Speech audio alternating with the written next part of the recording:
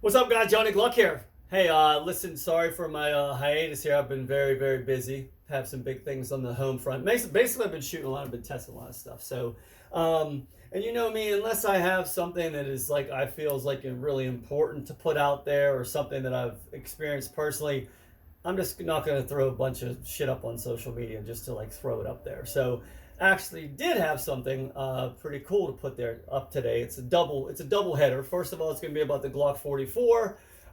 And second of all, it's going to be some gunsmithing stuff too, some Glocksmithing things.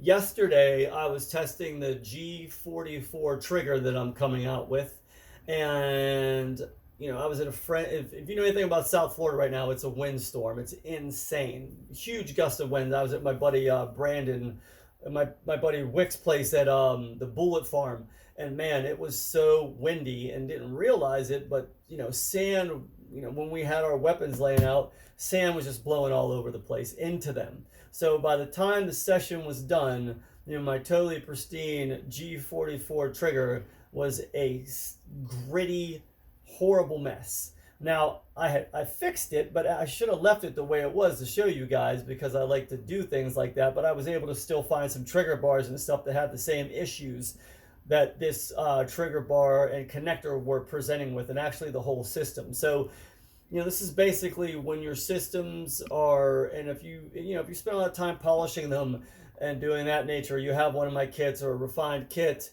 over time, and because of environmental stress, that what was yesterday. I mean, I just built this trigger.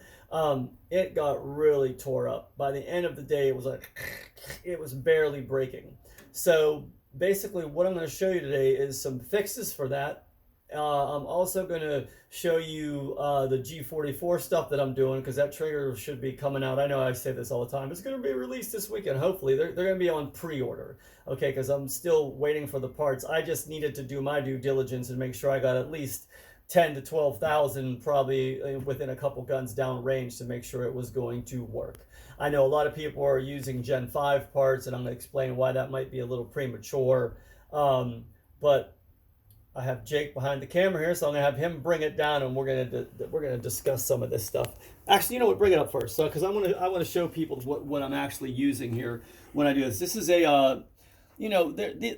there's two things. There's diamond paste, and then there's something called CBN emulsion. So basically, you get these in so this is 14,000 grit, which is basically, I would say 2 microns. When you see this word microns, you'll know that 14,000 grit is 2 microns. 1 micron is right around 30,000 grit or something like that. So this is very fine polishing paste. Some people call it lapidary compound as well.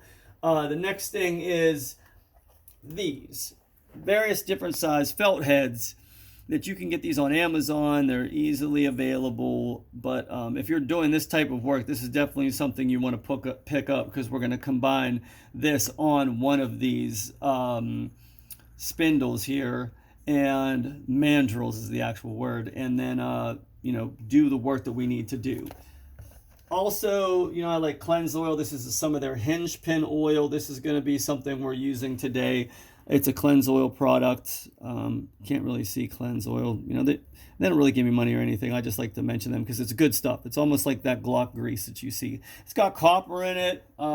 So basically, it's like an anti-seize. It's softer than this metal, so you can always use it in between parts if you're experiencing next time I do this, if I'm going to be out there, and I know it's going to be windy, I'm going to preventively put some stuff in my gun to make sure that it's going to function better in this type of environment. So we'll get down to this now. So here's what happens. Over time, you can see the matting on there, okay? There's sort of like a buildup that happens. Are you getting this, Jake? Yeah. There's sort of like a buildup that happens, and there is a friction that over time causes these to sort of mat and have a buildup on them. So even if they're a refined part, they're going to lose there, and it's just not a matter of, it's not a matter, you can see it right there, it's not a matter of, it losing its polish. It starts to really wear the wrong way, and these two parts are intimately connected. So when you're you know, when your gun is functioning, this gets driven down like that. So if these are going back and forth and back and forth and back and forth, and in yesterday's case, sand got in between these two, which is probably, I mean, you're talking, some sand's got the coarseness of like 80 grit right around there. So this keeps rubbing back and forth and back and forth. And over time, I had the video on chasing grit and grind and stuff like that. You're going to, and as I'm doing this, I can really hear it going. And that's something that is very unpleasant and you don't want, and over time it's just going to really wear the plating off, and it's going to be problematic. So the easy way to remedy that is to get some of this lapidary paste or CBN emulsion, and let me make sure I'm grabbing the right, I actually have it on here. So I have these smaller Dremels, okay? They're great because they can go up to 28,000 revolutions per minute, 15,010. With certain type of pastes, they'll give you instructions on how fast, you know, they want you to take it. But for intensive purposes, you got to just do it yourself. You have to see what works for you. So with something that's 14,000 grit, it's not like you're going to mess anything up too bad. These are basically for polishing precious stones too. So I'm just going to get this, because you always want to keep it wet. I'm just going to load this mandrel, this felt thing, up with some of this paste. All right, now what you're going to see is when I start running this on this part, you want to keep it wet. All right, so you'll see how the paste starts to go on. That might be a little bit. Okay, there we go. So it's staying wet like I want it to. I'm going to bump it up some because I really want to get okay, there we go. Now you see how wet it is. I really want to keep this flush, working into this surface area right here. I really want to make sure I get in there because that's where the main, I'm going to stop it for a second. That's really where this is, you know, that's where one of the main bearing edges are, right up in that corner, and also right on the top of this. So basically these are two also I forgot, the outside of these two get very, there you go. That's from the polymer outcropping. You can see that right there. That starts to get matted up and it wants to hang. And any bit of debris that you get in there starts to add up. You know, it's cumulative. If you're shooting crappy ammo, like say Winchester white box, I don't know what's up with their powder mix, but that stuff acts like Ajax. It scours the parts instead of massages them like a good, you know, like a good powder. So I'm going to fire this back up again. I'm going to just work this for a little bit because we'll show you success of it. Like I said, keep it wet. This is probably the worst one of the bunch right here. So same thing with this. You can work in circular motions. You can see sometimes you're going to be heavy-handed, sometimes you want to be light-handed, but nonetheless, you'll kind of want to keep this moving. And you can go different directions as well, because as you saw, the scrape was in one direction. And I'm going to bump it up. Well, it's at 20,000 right now, so I'm just going to kind of leave it there. On the inside of this as well. This is a unique one too here, because right here, if you can see that, Jake, do you see the line that's cut in right there? There's a line that's cut into it, and that's from reset. So when this connector is resetting over time, it's sitting right there. And then that reset happens, sitting right there, reset happens, sitting right there, reset happens. And you can see with this one, there is a definite demarcation. Are you picking that up? Right there. Got it? Mm-hmm. Okay, so basically there's a demarcation, which, you know, you kind of want to take care of that. If you're, yeah, you can really see it there. Now this one is a little bit deep. I don't know if I'd mess with that because, you know, that's gone too long. It's probably why it's in the bin back there. Kind of like these are all the bars I took out of people's guns that actually needed some help or were beyond help, in my opinion. But I thought they would work for the presentation of the video here. So I'm just going to continue. Bump this up again. So that's kind of like phase one. All right.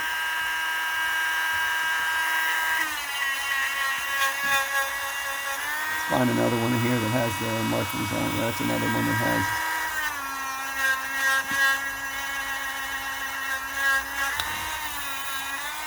And then what I'm going to do is I'm going to get a rag here and I'm going to wipe that off and see. Okay, so you can see whatever was on there is completely gone. All right, we're good to go. We're good to go with this. I didn't mess with this side, so I'm going to set that down. Same thing here. This was a really jacked up bar on the outside, so let's see if that's gone. Because like I said, 14,000 grit is no joke. All right, yep, it's gone. Let's go on the inside. And you'll really probably be able to see that line even more so. Okay, it did bring it down a little bit, but it's definitely still cut in there. Now, if this is my bar and I wanted to keep it, if you want to back up, Jake, I'd start using something like a, 1,000 grit sandpaper and try to put, or if you had a cut along the edge here, there's ways, and you've seen this in other videos where I'm sort of, and I don't have enough clearance with this mat, but I'm sort of going to come along like this, and I still don't have enough clearance with this mat. I'm going to have a smooth surface, and I'm going to try to work this out in one direction. You can see it's starting to, this is such a, nothing like the impromptu video. You guys will thank me when it's all over. So, something like this and running that along the edge.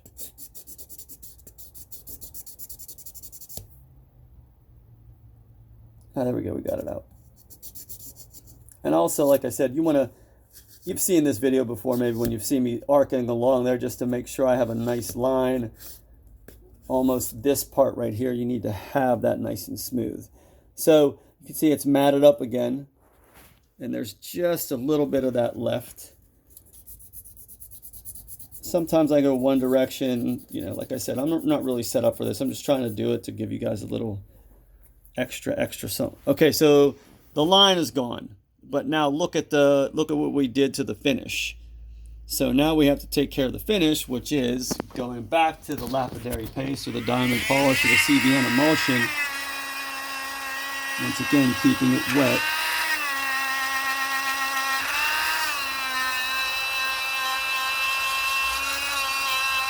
See, it's starting to dry up just a little bit.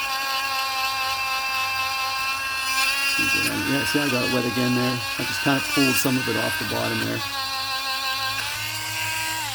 And I'm going to...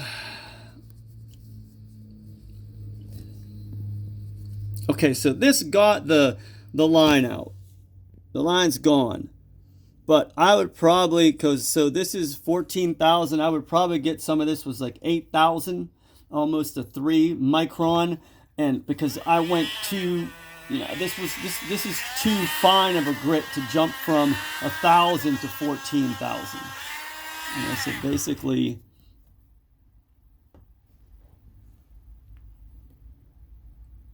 right there. But there's still some marks in there that I don't like to see. Maybe the polish will be able to bring it out, which is next. So after you do these parts, let's see how this connector turned out too. All right, I'm going to wipe this connector down, because maybe it was very matted up. Okay, so you can see it didn't clean up really the way I wanted it to.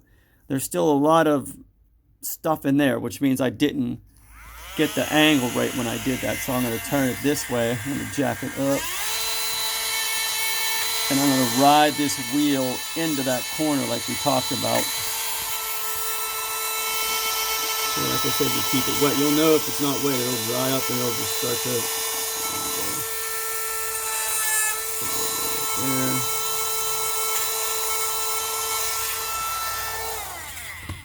Alright, so... You can see it's starting to come up. Now, with whatever else is going on there, this I know I'm going to be able to pull out just because I've done this enough. I know I'm going to be able to pull that out with actual polish.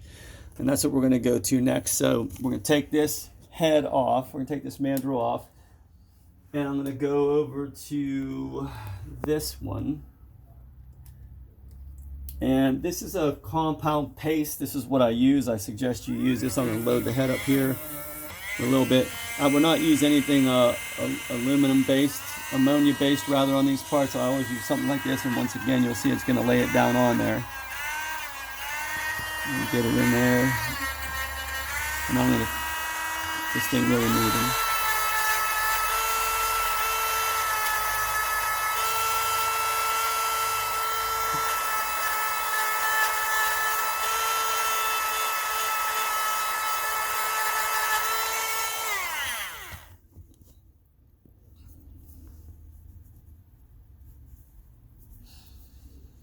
All right, so this is interesting because this is, see the different colors there? How it's, you know, this will happen every once in a while with this metal. I don't know if this is a, so this is an aftermarket connector, that's probably why. But you're getting this frosting in there. It's not anything that you had to need to be really worried about. It's just not polishing like the, you know, like these other OEM parts will. You'll see when I hit them with the polish. So that's smooth as a baby's ass. But it doesn't have like that unbelievable shine to it. Can you get that frosting in there? Mm-hmm. You know what I'm talking about? So, and Jake polishes, so he knows. You'll get this in not so much stock Glock parts, but you'll see it in a lot of aftermarket parts just because of the way they're plated. So let's do this now. We're gonna fire this one up. Is this gonna work now? Yeah, let's do the outside first. And so you'll see this one's coming right up with this. This polish is Dialux compound. I'm just going to keep it moving. Now, are you getting the brilliance on that? Oh, yeah. Yeah, so that's a whole different story right there. And as you remember, that had scrapes on it like this one. Maybe that's not the... Let me see what this one looked like. Nah, that was it. But anyway... You remember, you can rewind the video and see what this used to look like as opposed to what it looks like now. Okay, now let's do this side because this side was the side that had the line in it. I believe it was, right? I'm going to load up a little bit more. Get it on there. Get it on the light for you.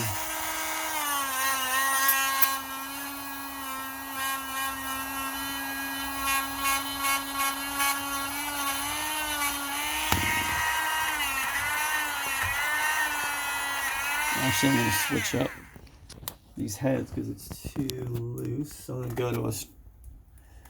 So what you kind of got to have all this stuff sitting around.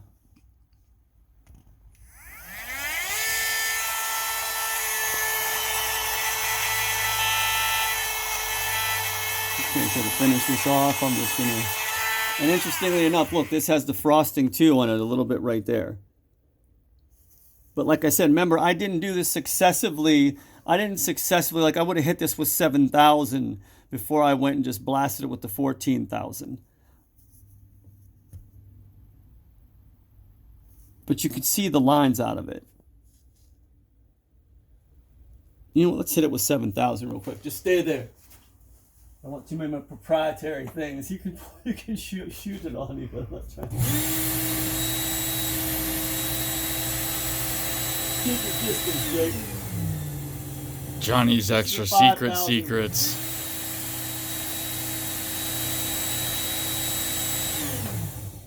Okay, so that was 5,000.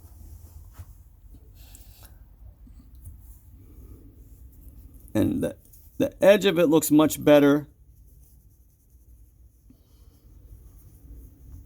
A damn clean part of this rag in there. I was gonna say, do you have what time are we at right now anyway? 18 minutes. Holy. So, let me hit it with this.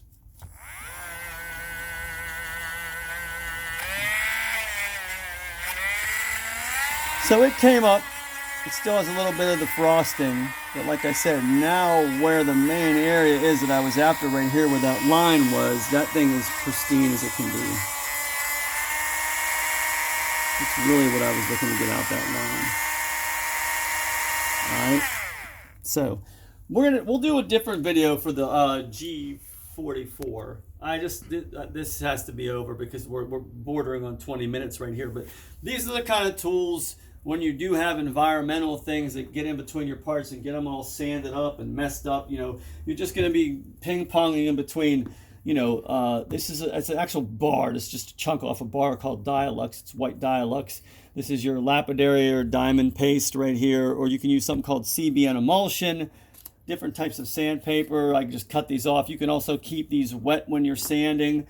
And so basically, it's keeping the parts. You know, these parts, like I said, they do get messed up over time. And especially this one got really messed up, and I had to like work on cleaning it up. I don't know, there was like a boo-doo-doo. Did you hear that? Anyway, it was my headphones might have gone off. Anyway, so that's the video for right now. I'm just going to throw this up so you guys can see it on YouTube and probably Instagram, maybe Facebook or something like that. And then we'll shoot another video about the G44 because it's pretty interesting stuff about all the parts and how they work together. And the trigger that I built, because it's an amazing trigger. I think we might call it the Plinkster. I don't know, but it's a stand only. It's just, and you'll be able to get the striker with it too. You'll be able to get it with the new JG flat face shoes, which are awesome. We have the thatch now. Standard. Everyone has this finish right there where it's lasered, so you can have some traction on your finger. Can't say enough about that, but I will say more about it for the other video. So anyway, Johnny Glock. www.johnnyglocks.com is the website. 941-376-4380 is the phone number. And you can always email me at johnny@johnnyglocks.com. Take it easy. You guys have a great weekend. And yeah, try some of this stuff. I think you'll be impressed when you just try your luck. Let's see how you do. All right, man. Take it easy.